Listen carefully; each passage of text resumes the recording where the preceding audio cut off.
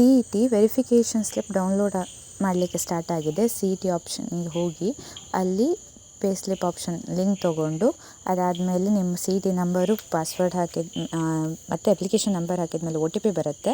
ಅದಾದಮೇಲೆ ಫೇಸ್ ವೆರಿಫಿಕೇಷನ್ಗೆ ಹೋಗಿ ನಿಮ್ಮ ಫೋಟೋ ಕ್ಯಾಪ್ಚರ್ ಮಾಡಿ ಅದಾದಮೇಲೆ ವೆರಿಫೈ ಆ್ಯಂಡ್ ಲಾಗಿನ್ ಅಂತ ಆಪ್ಷನ್ ಕೊಡಿ. ಆ ಪ್ರೊಸೆಸ್ ತೋರಿಸಲಿಲ್ಲ, ಯಾಕಂದರೆ ಲಾಸ್ಟ್ ಟೈಮ್ 2 ಟೈಮ್ಸಿಂದ ಅದೇ ಮಾಡ್ತಾಯಿದ್ದಾರೆ. ಸೊ ಇದು ಕಂಟಿನ್ಯೂ ಆದಮೇಲೆ ಕೆಳಗೆ ಡೌನ್ಲೋಡ್ ಚಲನ್ ಅಂತ ಇದೆ, ಆ ಆಪ್ಷನ್ ಮೇಲೆ ಕ್ಲಿಕ್ ಮಾಡಿ. ಕ್ಲಿಕ್ ಮಾಡಿದ ಮೇಲೆ ನೆಕ್ಸ್ಟ್ ಪೇಜ್ ಒಂದು ಪಾಪಪ್ ಆಗುತ್ತೆ. ಅಲ್ಲಿ ಇಂಪಾರ್ಟೆಂಟ್ ಇನ್ಸ್ಟ್ರಕ್ಷನ್ಸ್ ಅಂತ ಇದೆ. ಸೊ ಯಾವ ಥರ ಏನಂತ ಪ್ರೊಸೀಜರ್ ಇದೆ ಅದನ್ನು ಸ್ಕ್ರೋಲ್ ಡೌನ್ ಮಾಡಿ ಐ ಅಗ್ರಿ ಕೊಟ್ಟು ಪ್ರೊಸೀಡ್ ಮಾಡಿ.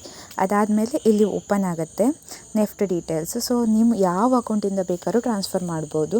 ಸೊ ಅವ್ರದ್ದು ಯೂನಿಯನ್ ಬ್ಯಾಂಕಿಗೆ, ಅವ್ರದ್ದು ಬ್ಯಾಂಕ್ ಆಫ್ ಬರೋಡಾಕ್ಕೆ, ಇಲ್ಲ ಅವ್ರದ್ದು HDFC ಬ್ಯಾಂಕಿಗೆ ಹೋಗುತ್ತೆ. ಸೊ ಅವು ಮೂರರಲ್ಲಿ ಯಾವ್ದು ಬೇಕೋ ಅದನ್ನು ಚಾಯ್ಸ್ ಮಾಡಿ ಸ್ಕ್ರೋಲ್ ಡೌನ್ ಮಾಡಿ ಸಬ್ಮಿಟ್ ಮಾಡಿದರೆ ಆಯಿತು. ಈ ಥರ ಸಬ್ಮಿಟ್ ಮಾಡಿದ ಮೇಲೆ ಅಪ್ಲಿಕೇಶನ್ ಏನಿದೆ, ಸ್ಲಿಪ್ ಏನಿದೆ, ಸೊ ಪೇಮೆಂಟ್ ಸ್ಲಿಪ್ಪು ಜನ್ರೇಟ್ ಆಗುತ್ತೆ.